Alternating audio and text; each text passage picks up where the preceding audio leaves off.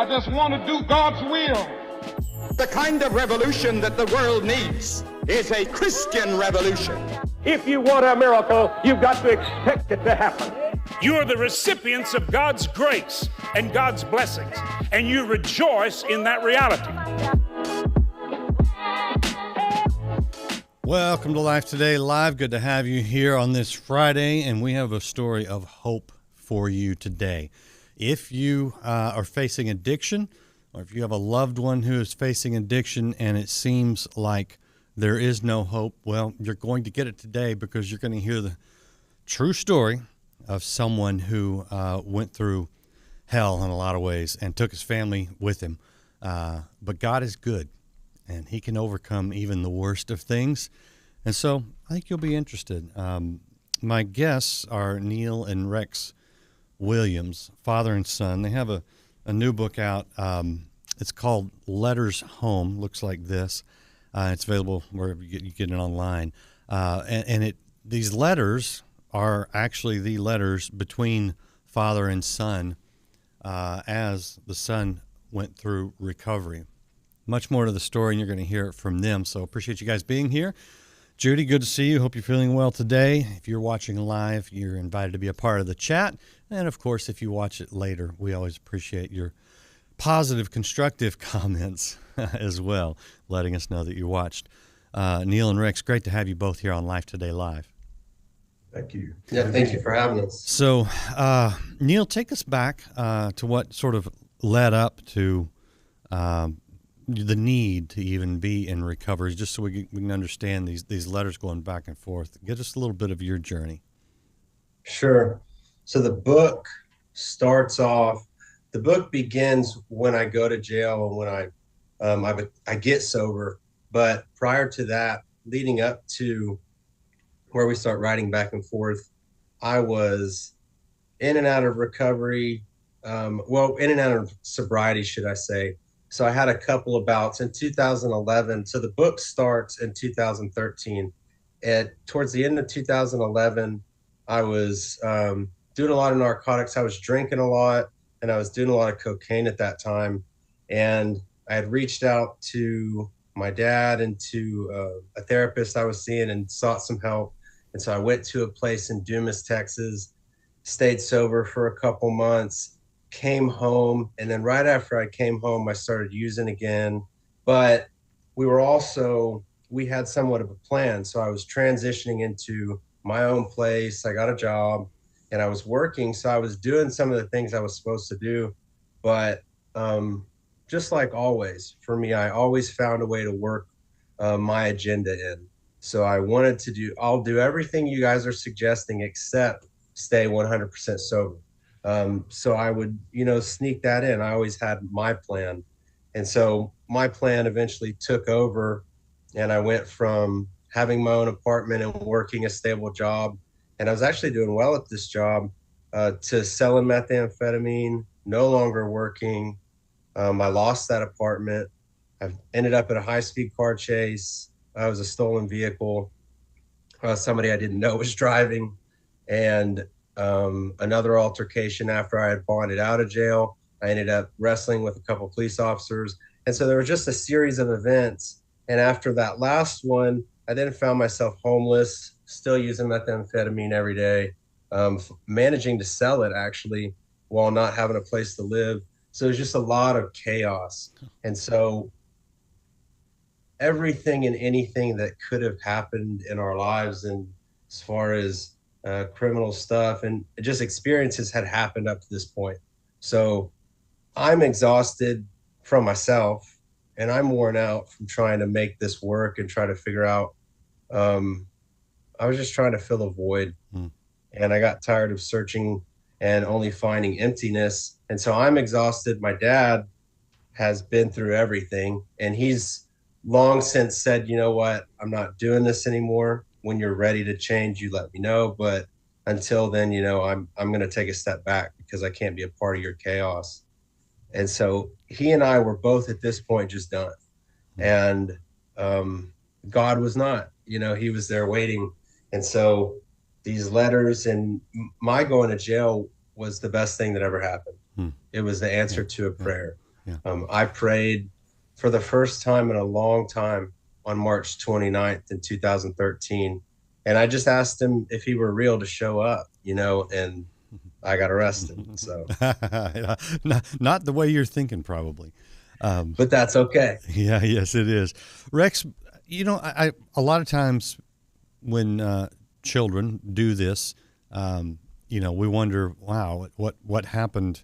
What happened at home? You provided a very stable home for your children in a Christian environment, did you not? Yeah, we did. I really felt like I was the perfect parent. I know when he was very young, I really thought, I should write a book. I've got 2 kids that are great. I got a great marriage. My profession's off. I'm doing great. I should write a book. And then 10 years later, it's all hit the fan. And my son's in jail. And it's not anything like I'd imagined. Yeah, we sent our kids to Christian school. We were involved in church. I was a Baptist deacon. I just thought I had it all nailed down. But then it came down to friends that Neal was associating with, and then these demons that Neal had inside, and he had to find a way to deal with those demons. And drugs and alcohol were his method of dealing with those demons, and they took over his life.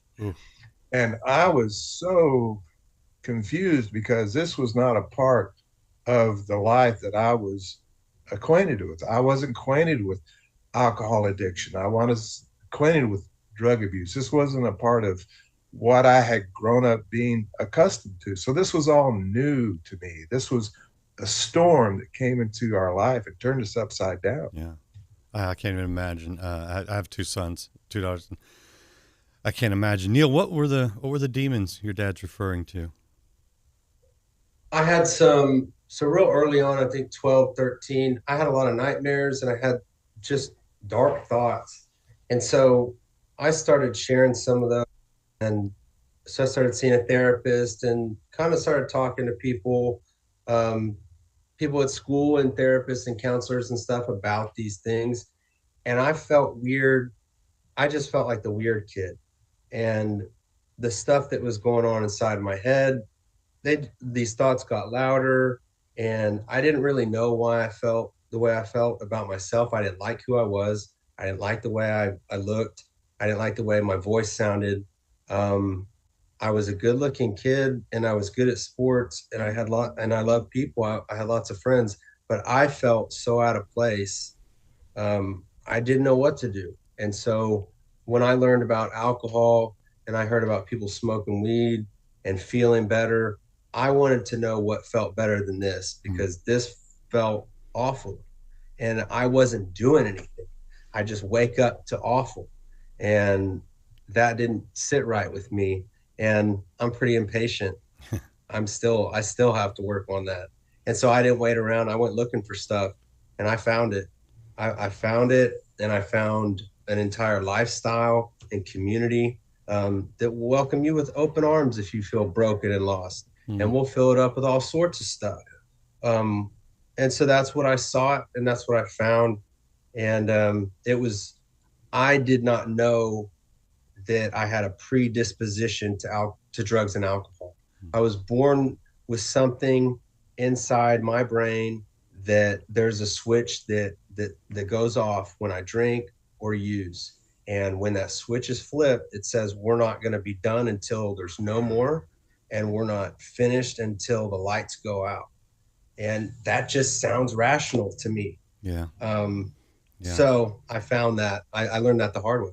Yeah, I know others like that, actually. And it's hard for those of us who aren't like that to even relate and understand. Did you ever get any medical diagnosis or mental health diagnosis to maybe shed any light on that proclivity or even the dark thoughts you were having as an early teen? Yeah, and I think, and I see a lot of this with families that I work with now. We did that. We sought medical help, and a lot of the problems came when they were trying to diagnose me as bipolar, depression, anxiety, and this stuff when I was already using. So you can't diagnose someone who's under the influence. And if your child is not telling you what they're using, you're not going to know. And so a lot of times I was going to the doctor and talking to them, and they're diagnosing me while I'm under the influence. So of course I don't feel right. And of course my thoughts are not healthy. And so it turned into a really big cluster because I was so dishonest and withholding. And I was also, when they would prescribe me medications, I would try them for a couple days and I would feel nothing.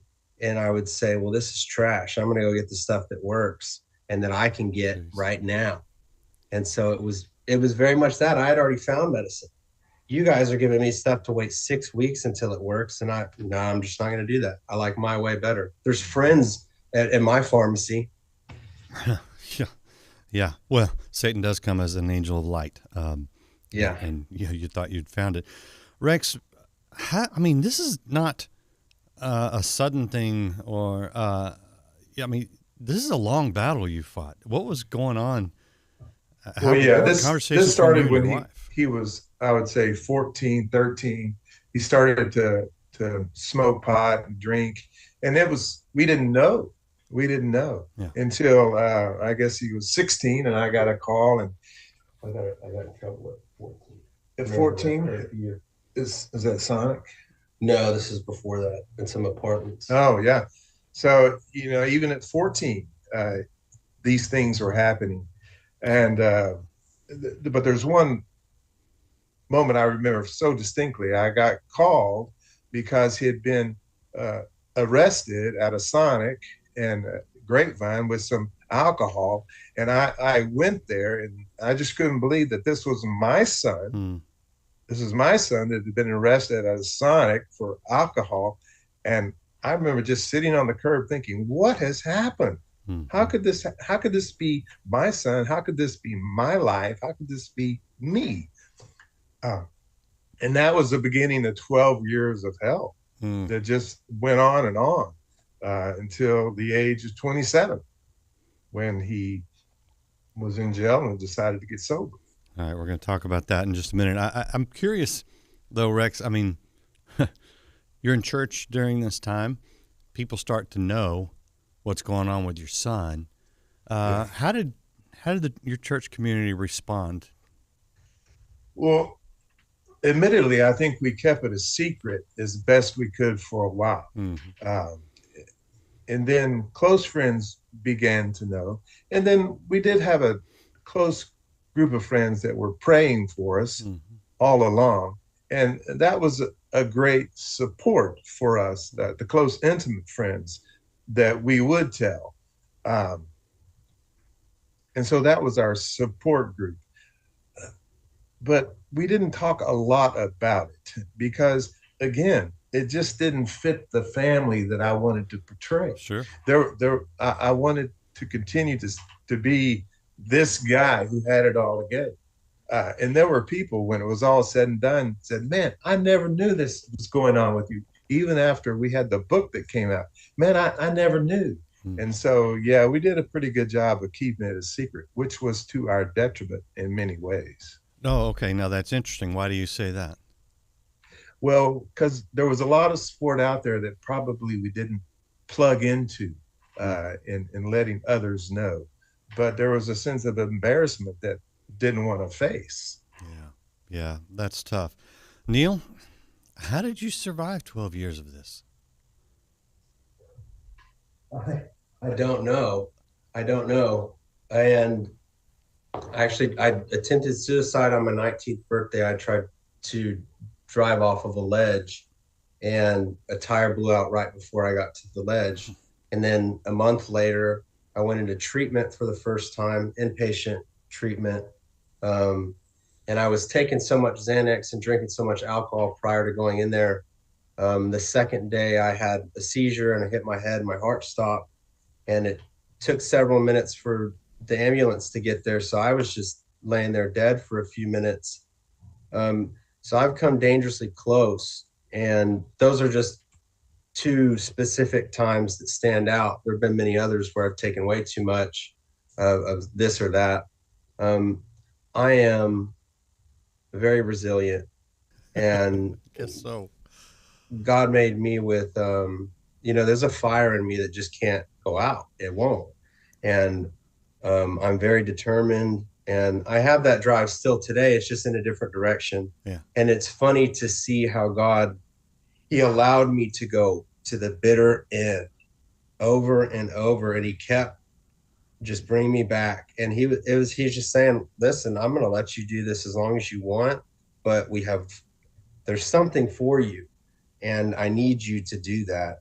And so whenever you're ready, whenever you're done wasting our time, it'll be there. And I still see that very much coming to life today. Rex, how many times did you read that scripture, raise up a child in the way they will go, and when they're old, they will not depart from it? And I hung on to that because, Neal has a wonderful heritage. I'm Rex Renan Williams III, and Rex Renan Sr. was a man of God. My father was a man of God who loved God and pursued God, and people knew him as a man of God. And so I wanted to be that man as well. And I know that that's the heritage that Neal has, and it flows down to him. So I held on to that God had a promise and a purpose for Neal, and I wasn't going to let the evil one take that away. So I held firm to that promise. Yeah, that's got to be hard. I honestly, it's one thing to go through something yourself. It's an entirely different thing for a child, a loved one, your own flesh and blood, to be going through it and to feel helpless at times. And the evil one would lie to me. I would have dreams. I had this reoccurring dream that I would find my son dead and dumped on my front porch. And there was nights that I would wake up in the middle of the night and just go look on my front porch to make sure he wasn't there, because I didn't know where he was. But the evil one would tell me that I'm going to win and I'm going to kill your son. And I was so thankful that never happened, that God had the upper hand. Yeah. So, Neal, was there anything that precipitated you kind of hitting rock bottom, or was it just going to prison? Well, I was already a wanted criminal. I already had some warrants out, and I was on the street, so I didn't have anywhere to go. But a couple of days prior to that last day where I prayed that prayer, I had woken up to the rain, and I was sleeping in the bushes. And so I had my jacket zipped up, and I had my hands in my pockets. I didn't have any gloves, so I'd keep them warm and put them in your pockets when you sleep. And when I woke up, I had one hand gripping a bag of methamphetamine and the other hand gripping a revolver. And I remember that really settled when I woke up, and that just sat with me, and I saw where I was, and I really felt, and it really resonated with me what I had become and what I was doing. And I had no relationships. Everyone that meant anything to me or that cared about me was distant and wouldn't allow me close to them. And so everything had just run dry. And I realized that I had been chasing something that was not real. And so I said, God, if you're real, I need you to show up, and my brother, my older brother, had told me that I was not going to meet their child. They were pregnant with their first child. And he told me that he was not going to let me meet her because he didn't want her to be around someone like me. So, it was then or never. So tell me how you got caught. Did you turn yourself in, or did the cops show up? No, just the opposite. Yeah, I'm sorry. I would love to say that I walked in and I said, I'm ready, I ran. I ran. Somebody had told the police where I was, and when they showed up, I ran. And it was like a 30-minute chase, and there was a bunch of people and dogs involved, and they found me in a dog house. It was a lot of fun. So yeah, I mean, honestly, you're lucky you didn't get shot there, Oh yeah, I mean they didn't take me gently, but they did not shoot me, and I'm grateful for that. I earned every bit of it. Okay, so that takes you to the place where the book starts, and this is the book Letters Home. I know it wasn't an immediate thing, but what was sort of the journey home for you that is expressed in your correspondence with your dad? There were a couple weeks after I got in there that I was settling and, the fog's clearing, and I just had so many questions. And it was, part of it, my dad and I were just enjoying being able to talk again and because I was who I am for the first time in a long time. And so there was stuff we just wanted to talk about. We just wanted to hang out. And so he started coming to visit me because I was in county jail for almost a year. And the county jail I was in was only like half an hour or less from where he lives. And so he would come up there and we would have these conversations. And that turned into, he said, why don't we do something with this time? And I made it clear to him that I wanted to use my time to better myself, and I didn't know what to do. And so he started giving me verses, and we would memorize scripture together. He would give me assignments. And so this whole journey to recovery started with just him teaching me how to be a man of God. Wow. Because he's not an addict. He doesn't understand that stuff, and he doesn't need to, but he did understand how to be a father and how to show me how to be a better man. And so that was really how it started, because when I came home, it's important that everybody know this. A lot of our loved ones either go to treatment or they go to prison or wherever they go. Having a plan for when they're released or when they come home is paramount. If you don't have a plan, you have nothing. And so we were really planning, but also working while I was away. But we had a plan. It was, okay, what does this look like in real time? And so that journey was very much planning to make myself available, work my butt off, and let God do what he's been trying to do with me for so long. Wow. Rex, was the hope real at first, or had you kind of seen the ups and downs so many times that you just didn't know? Yeah. He called me. I was in Phoenix with my in-laws for Easter 2013. And I got a phone call and said, Dad, I'm in jail again. And it's like, okay, so what are you going to do? He said, well, I guess I'm going to do what you've been telling me and let go and let God. Well, I heard that, but I didn't believe it. Sure. And I said, well, okay, that's great. But sure enough, a light had gone up. A switch had been flipped. And I went to see him when we got home and visited him. And I could tell that something was different, that he did want to make a change. And so we set about with a plan. And I'm a father who likes to connect and relate and communicate. And I knew that it was important that the lines of communication be kept open. And so I would visit frequently, and I would, on the way to those visits, I'd just pray, God, give me words to say. What is it how can I encourage him? And along the way, I began to give him scriptures to memorize, and I would memorize these scriptures and we'd quote them back to one another. I'd give him passages to read. I'd pass along books to read, sermons to read. And these things began to fill his life with truth, and he began to incorporate those in the way he would think, and they began to impact the way he would behave right there in jail, because he began to realize it. He had a purpose right there where he was in jail. He could impact the people he was around there. So that moment that he began to flip, the switch went off, his life began to change. Neal, there's something I didn't see in these letters, and maybe you guys just edited it out, but that is condemnation from your father. I don't see that.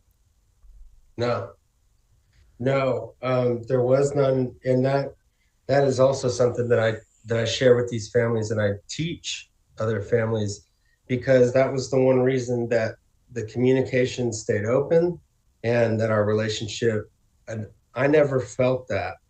And I got it from a lot of places, because that's usually what you do. I mean, this guy's not willing to cooperate. He's doing drugs. Cut him out. Get him out of here. I mean, and I don't blame him. And he was willing to stick around. Yeah, where does that come from, Rex? I mean, because that's I think it's the grace of God on your life. It is the grace of God, and I am a very patient person. My father was a very patient person, and so that gift of patience paid off greatly in this situation. But more than that, I love my son, and that love sees beyond his actions.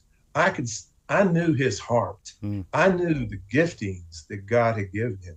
I knew that he had a purpose that was way beyond drugs and alcohol. And knowing that, I was not going on my watch. I wasn't going to let that slip away. And I need to say something real quick, because he wouldn't have felt that or known that if he didn't know me. And with my son, I need to know him. I need to know him before something happens. Because when something happens, if I don't have a relationship with him and I don't really understand him or know what's going, how would I know how to help? And so people miss that. They miss that. He, in spite of all my decisions and all the crazy stuff I was doing, he still knew me. And he still made sure he knew me and knew what was going on. So even when it came time to talk about this stuff, he wasn't involved in the thick of it, but he knew me. And so he was very qualified, and I was willing to allow him to come in close. Wow. Because of that. And you know, it's a beautiful picture of father and son, which I kind of connect honestly to God's love for all of us and his patience with us and his lack of condemnation and his desire just to want to help. And as James says, if we will draw close to him, he will draw close to us. There is something we have to do. But as soon as we do, he comes in a way that's more powerful than the worst of our circumstances. And it's a beautiful picture. How long were you in jail, Neal? 16 months. How did you get off that light? Yeah, so that was another thing. I should have been gone a lot longer. And for the first 10 months, is back and forth to jail or to court. And they were offering me like 10 years twice. Offered me 10 years 2 times. They offered me 7 years. I countered. I said, what about 5? I said, I'll sign today if you give me 5 years. They said no. And I was like, wow. Because, and this is just understanding some of the legal system and having some friends who have made mistakes as well. I knew that they were not taking it easy on me. And I was like, why are they being like this? And one day my attorney came up and he said, hey man, you want to get some help? And I was like, for what? He was like, well, your drug problem. I said, well, yeah, absolutely. He said, well, they're saying you can go get some help. And if you do this and you complete the program, you can go back home instead of going away for it. And so at first I really did want a prison sentence because I could get paroled out and just be done with it and move on and go back to my thing. Wow. So there was still some reservations, but I saw what he was doing and I'm glad I did. And so God just showing up. 16 months. I'm guessing, and I've talked to you before, but it wasn't like, hey, 16 months of a program and now I'm a whole person. I mean, we're coming up on 10 years now since you were arrested. What have the last 10 years been like? It's been a lot of fun. It's been a whirlwind. It's been amazing to see what God has done in 10 years. It blows my mind to see. I mean, this is a kid I was hoping could just get a job at a fast food place and keep it, and he couldn't even do that.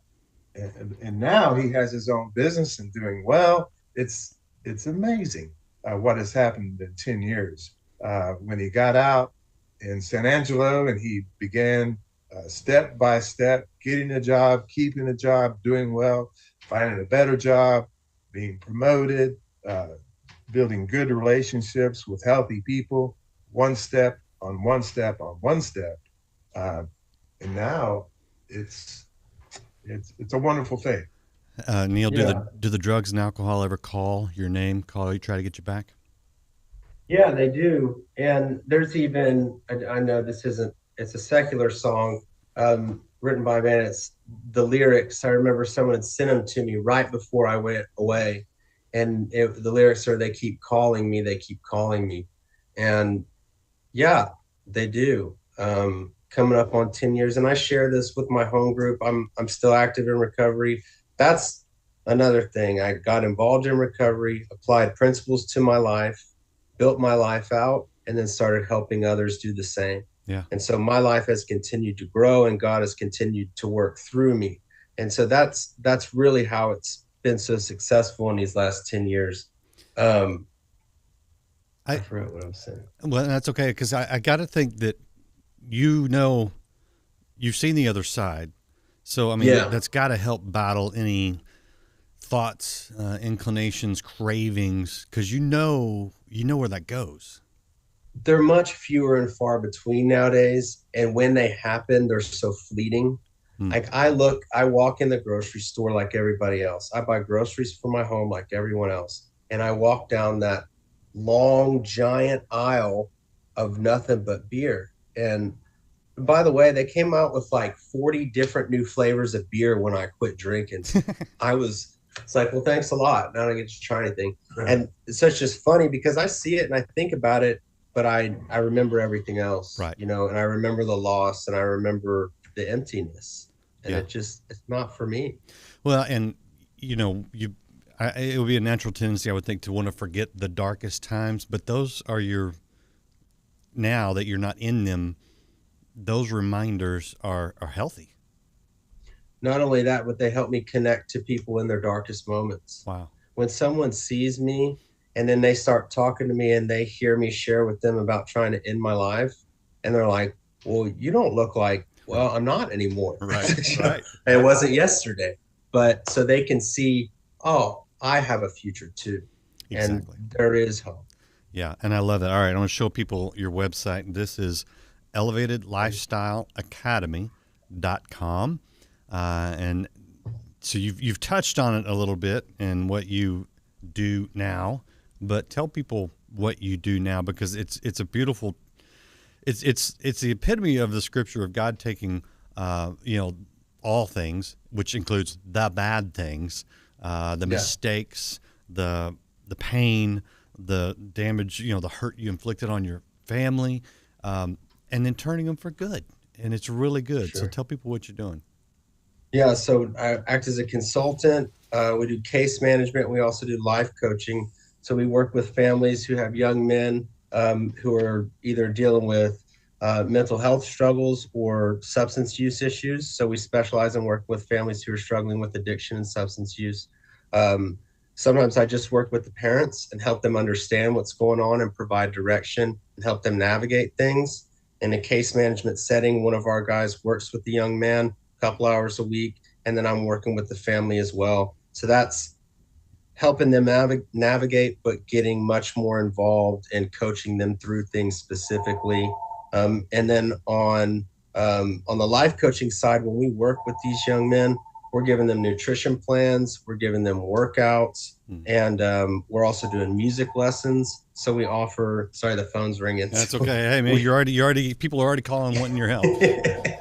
We offer drums, guitar. We even do some MMA and boxing stuff. So we're helping these guys transition from all of that mess into a brand new life, because what we receive when we get sober, it's a blank canvas. Yeah. When we walk into recovery, it's whatever you want it to be. And so we help them see that and explore. We help them find their lane. What's your spiritual message throughout all this? Spiritual message is our mistakes do not define us. Mm-hmm. Our decisions do not define us. And there's a part in the book where it says, no matter how far down the scale we have gone, we will see how our experience can benefit others. And so it's seeing how the worst of times can actually help us build a better future and have a better understanding of our lives. Rex, when you look at Neal right now, what do you see and how do you feel? Well, there's a verse in Ephesians 3 that really sums it up. It's amazingly more than I could have ever asked or imagined. Wow. This is what's happened. God has done amazingly more than I could have ever asked or imagined. And he continues to do that. God doesn't quit. He loves our children more. We might love our children, but he loves our children more than I could ever love Neal. And he's pursuing Neal. I may be pursuing Neal. He's pursuing Neal even harder, bringing people into Neal's life to impact and encourage him. Even today, I still pray that prayer that God will bring people into Neal's life to speak word of truth and encouragement to him. And he continues to do that. That's amazing. Guys, I love the faithfulness, the Father, the Son faithfulness, as well as God the Father to, his own, the faithfulness in Neal, man. Are you busy? Is this fentanyl crisis keeping you really busy? Yeah. It's tough. It's really tough. So we just have to get more serious on the education side. And so I'm making some shifts and spending a lot more time trying to do more outreach, just because people don't know. Well, they don't understand and they don't really want to talk about it. And unfortunately, we either talk about it or you hear about it later when it's too late to talk about it. Yeah, no, and, I know families like that. They lost someone suddenly, unexpectedly. It's awful. And so we also do, me personally, we do some safe, sober transport. So we help young men get to treatment safely. So we do that. And we also I do some intervention stuff. And so, there's so much going on and so many people who need help. But I love what we do. And I get to wake up every day and talk to God and let him put me to work. Appreciate both of you guys. I want people to check out the book if you want just the encouragement. The book is actually very encouraging as you see what's transpiring and really Rex's faithfulness to his son and pointing him to God and Neal's willingness to say, I need to work through these things. I want things to change. I want God's purpose in my life to happen. And now, it's happening every day. Appreciate both of you guys. Is there anything either of you want to add before I let you go? Well, I think the book is just, the scriptures are letters. And God is continuing to use letters to impact us. And this is what he did. He used letters to change a life. Just as he uses scriptures or letters to change lives, he used these letters to change lives. And I'm thankful that God is still busy about pursuing us and wanting to change us. Yeah, and I'd say if there's anybody, especially parents who feel lost and broken and you don't know where to turn, please reach out to us. We love to talk. And for anyone who's struggling quietly, I'd love to hear from you, and nobody has to know. So, I just like to have that invitation. Yeah. If you do need help, do reach out. There's a website right there, elevatedlifestyleacademy.com. Neal Williams. You can write those names down. Of course, you can back this up and watch this again. And if you know someone that needs to hear this, whether just for the encouragement, maybe they're a loved one that's going through it right now and they just need something to get them through the day, or if you know someone that is ready to reach out and get help, hit that share button. Because there is hope, and I've said it many times, and I'll say it again. The pain of this world is real. The addiction is real. It's hard. It's awful. But God is bigger than all of it. And today you've seen it. You've heard it. There's a testimony that you just can't deny. You look at Neal right now, almost 10 years after going to jail, and God has made something beautiful out of his life, restored the joy of the family, in some ways rewarded the father for his faithfulness to his son, and he can do it in your life. So again, if you know someone that needs to hear that, hit share. And come back. Have a good weekend. We've got more for you here next week, more encouragement on Life Today Live. So come back and we'll see you then. Surely you are ready now to believe him, to receive him, and to receive the healing from body, mind, and soul.